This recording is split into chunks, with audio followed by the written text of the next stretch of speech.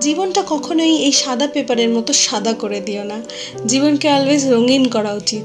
যেমন এই pencil sharpener rubber দিয়ে একটা সুন্দর ছবি আঁকা যায়, আঁকলে সাদা পেপারটা একটা স্বীকৃতি পাবে, দেয়ালে একটা সুন্দর ছবির আকৃতি পাবে।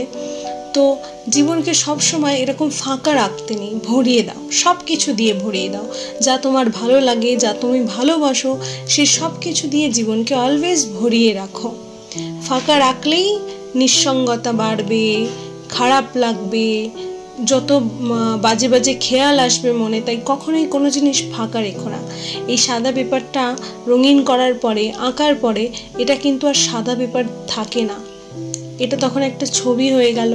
তখন মানুষ এটাকে আর সাদা পেপার হিসাবে দেখবে না, তখন দেখবে একটা সুন্দর ছবির হিসাবে।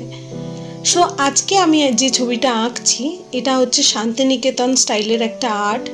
তো আমি যেহেতু কখনো আঁকা শিখিনি, আমি ঠিক বলতে পারবো না যে এটা অ্যাকচুয়াল শান্তিনিকেতন স্টাইলের আর্ট কিনা, বাট আমি যতটুকু জানি এটা ওই ধরনেরই আর্ট। সো আমি রং তুলি নিয়ে বসে পড়েছি। আজকে আমার যে ছবিটা আমি আঁকছি সেটা হচ্ছে একটা দেবদাস মুভির একটা ছবি। এটা আমি একটা ফেসবুক ক্লিপ থেকে পেয়েছিলাম, তো সেখান থেকে নিয়েই আঁকলাম। আর আমি দেখে দেখেই আঁকি, আমি না দেখে একদমই আঁকতে পারি না সত্যি। দেখে দেখে কিছুটা আঁকার পরে নিজের মতো করে কিছুটা অ্যাড করি। তো আমি যেটা আঁকছি এটা তো দেবদাস মুভির, তোমাদেরকে বলেই দিলাম।